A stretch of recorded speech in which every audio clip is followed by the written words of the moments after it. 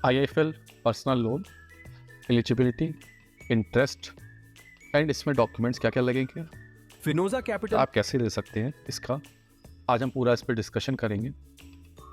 तो जैसा कि दोस्तों आप जानते हैं कि यहाँ पर IIFL जो है हर तरीके के लोन देता है, लेकिन यहाँ पर जो हम मेन डिस्कस करने वाले हैं इस वीडियो में, वो हम आपको 2 प्रोडक्ट इनके जो बताएंगे जो बहुत ही बेनिफिशियल हैं आप होंगे आपके लिए। इसमें 2 प्रोडक्ट जो हैं वो दोस्तों, एक है SPL जो है सैलरीड पर्सनल लोन, और है BPL जो है बिजनेस पर्सनल लोन। तो आज हम दोनों के बारे में बात करेंगे कि किस तरीके से पर्सनल लोन अगर आप सैलरीड हैं ले सकते हैं, अगर आपका कोई बिजनेस है तो आप कैसे ले सकते हैं IIFL से। आज हम इसके बारे में विस्तार से जानेंगे, डिटेल में जानेंगे। तो सबसे पहले हम आज जानते हैं कि IIFL का जो सैलरीड पर्सनल लोन है इसके क्या क्या फीचर्स हैं, इसके क्या क्या की फीचर्स हैं वो हम आपको बताएंगे।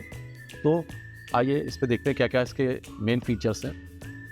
तो इसके जो मेन फीचर्स हैं सैलरीड पर्सनल लोन के, अगर आप सैलरीड हैं तो जो आपको ये पर्सनल लोन कैसे मिल सकता है और उसके फीचर्स क्या क्या रहेंगे वो हम आज पहले आपको बताते हैं।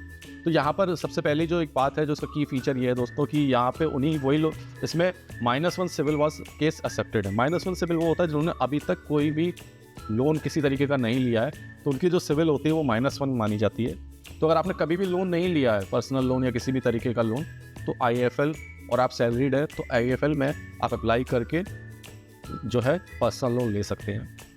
दूसरा जो है दोस्तों वो है कि इसमें जो एक कंडीशन और है कि अगर मान लीजिए आपकी -1 सिविल है, यानी कि आपने कभी भी लोन लिया, तो इनिशियली आपको थोड़ा सा कम लोन मिलेगा ताकि आप अपनी सिविल बना पाए। तो वो जो लोन मिलेगा वो ज़्यादा से ज़्यादा आपको मिल सकता है, वो ओनली 50K यानी 50,000 तक का लोन ले सकते हैं। अगर आप पहली बार लोन ले रहे हैं तो IIFL आपको जो है 50,000 रुपये का लोन देगा बेस्ड ऑन योर सैलरी। ये सैलरी पर्सनल लोन की बात हो रही है। Average maintaining balance should be 40% amount of salary. इसका मतलब ये हुआ दोस्तों कि आपकी सैलरी जो आपके बैंक अकाउंट में आती है उसका आपके बैंक अकाउंट में कम से कम 40% ऑफ आपकी सैलरी का मेंटेन होना चाहिए। फॉर एग्जांपल मान लीजिए आपकी 1,000 रुपये की सैलरी आती है, 1,000 रुपये महीना सैलरी आती है, तो 400 रुपये आपके अकाउंट में मेंटेन होना चाहिए। एक मैं एग्जांपल बता रहा हूँ आपकी सैलरी, अब आप उससे देख लीजिए कि 1 लाख आती है कि 50,000 आती है कि 10,000 आती है। अगर मान लीजिए 10,000 आपकी सैलरी आती है, 20,000 सैलरी आती है, तो आपकी 40% ऑफ 20,000 अकाउंट में मेंटेन रहना चाहिए। आप समझ रहे हैं?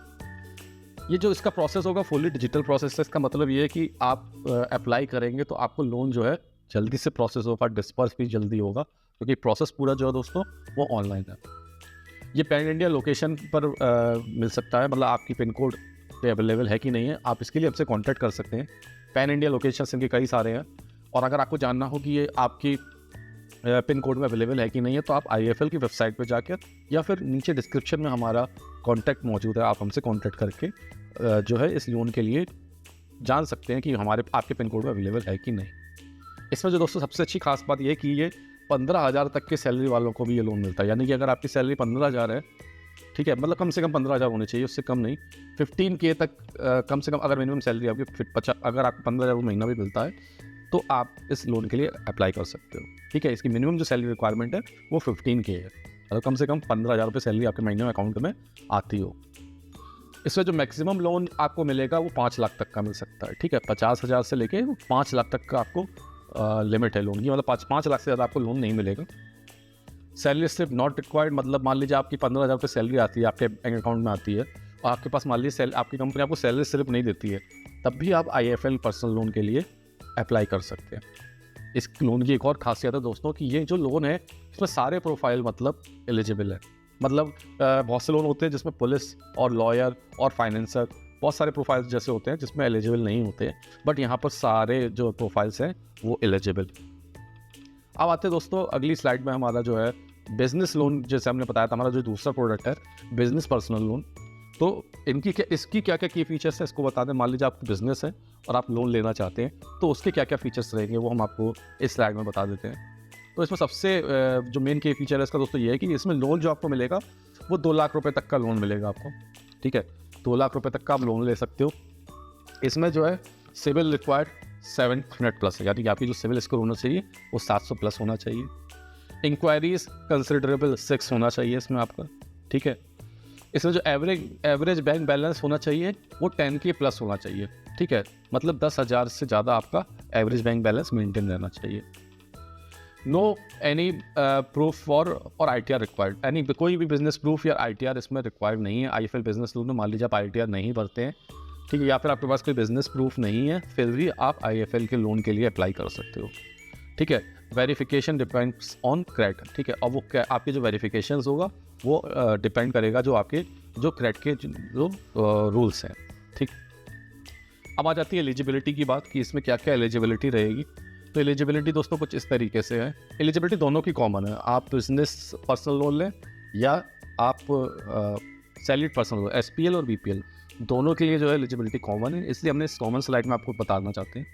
तो इसमें जो आपने देखा होगा सिविल रिक्वायर्ड 700 प्लस -1 दोनों के लिए है, यानी कि -1 अगर आपका है मान लीजिए बिजनेस पर्सनल लोन में मिल जाएगा आपको अगर आप पहली बार अप्लाई कर रहे हैं, और सैलरीड पर्सनल लोन में मिल जाएगा -1 मैंने जैसा आपको बताया, लेकिन उसमें एक लिमिट है 50,000 तक का ही आपको लोन अमाउंट मिलेगा अगर आप पहली बार लोन ले रहे हो तो। इसमें जो लोन टाइम जो मैक्सिमम रहेगा वो आपका 36 महीने, मतलब आप जो इंस्टॉलमेंट बनवा सकते हैं वो मैक्सिमम 36 मंथ तक का बनवा सकते हैं, इससे ज़्यादा का हम नहीं बनवा सकते, ठीक है। लोन अमाउंट की जो रेंज रहेगी वो 50K टू 5L में, मतलब 50,000 से लेके 5 लाख, 50,000 से लेके 5 लाख तक का लोन आपको मिलेगा।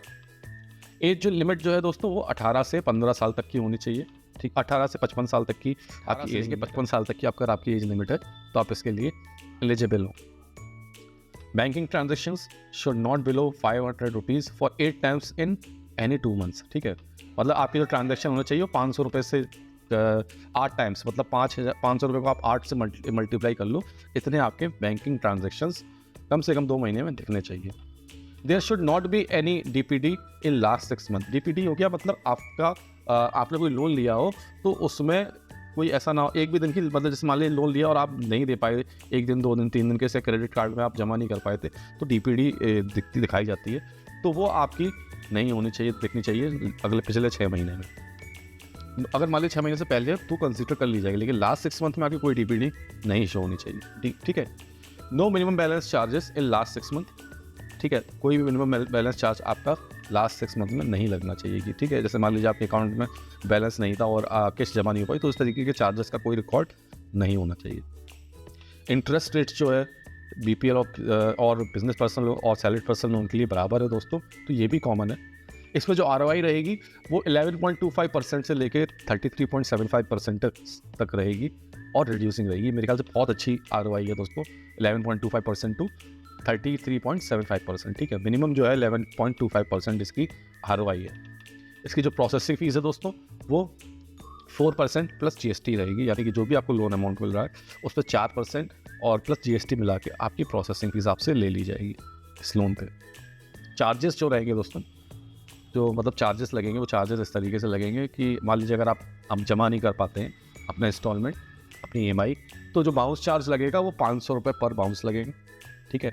और फोरक्लोज चार्ज है दोस्तों, यार फोरक्लोज चार्ज ये होता है कि मान लीजिए अब अपना अकाउंट आपने लोन लिया, 2 साल का आपका केस है, 1 साल आपने चलाया और अब आप चाहते हो कि अब इस लोन की घट्टी किस्त जमा करके आप बंद करना चाहते हो उस लोन को, ठीक है। आपके पास मान लीजिए कोई अमाउंट आया, आप इसको जमा करके इस लोन क्लोज करना चाहते हो, उसको बोलते हैं फोरक्लोज। तो अगर आप ऐसा करवाते हो तो आपको 4% ऑफ आउटस्टैंडिंग प्रिंसिपल अमाउंट जो भी बचा हुआ होगा उस पर 4% आपका आप पर वो लगेगा charge, 4% outstanding principal amount. Overdue EMI charge लगेगा दोस्तों, अगर मान लीजिए अगर आपने कोई भी EMI आपकी ओवरड्यू रह जाती है तो 2% उस पर मंथ लगेगा प्लस टैक्स, ये चार्जेस दोस्तों लगेंगे। अब इसमें जो डॉक्यूमेंट्स रिक्वायर्ड होंगे वो आपको बता रहे हैं, दोनों के लिए कॉमन है, सैलरीड पर्सनल लोन और बिजनेस पर्सनल लोन के लिए। तो जो डॉक्यूमेंट्स हैं, जो कॉमन डॉक्यूमेंट्स हैं आपको सामने दिख रहा होगा, एक तो पैन कार्ड है, आधार कार्ड है, फ़ोटो है, ठीक है, bank statement of last 6 month, ये सब होगा, और एक लाइव सेल्फी आपसे मांगी जाएगी, ठीक है। आपसे तुरंत के तुरंत एक सेल्फी मांगी जाएगी जो लाइव सेल्फी होती है, ताकि आपके लोन का प्रोसेस जो है वो आके डॉक्यूमेंट सबमिट किए जा सकें। अब बात आती है कि इस पर्सनल लोन के लिए आप कैसे अप्लाई कर सकते हैं, how to apply for personal loan. तो इसके लिए आपको क्या करना पड़ेगा, you can visit link in description, इस वीडियो के डिस्क्रिप्शन में लिंक मौजूद है, आप वहाँ से हमसे संपर्क कर सकते हो, या फिर आप IFL की वेबसाइट पर जाके भी ले सकते हो। और अगर मान लीजिए आपको फिनोजा कैपिटल आप भी हमारे डायरेक्ट सेलिंग एजेंट बनना चाहते हैं तो आप हमसे कॉन्टैक्ट कर सकते हैं। आप हमारी वेबसाइट हम पर आपको विजिट कर हर सकते तरीके की जानकारी देंगे। हैं। अगर आप बिजनेस लोन कैसे लेना है आपको, और पर्सनल लोन आपको कैसे लेना है, सैलरी पर्सनल लोन और बिजनेस पर्सनल लोन, अगर आपको और डिटेल में जानना है तो आप हमसे इन माध्यम से संपर्क कर सकते हैं। तो धन्यवाद दोस्तों, thank you very much for listening.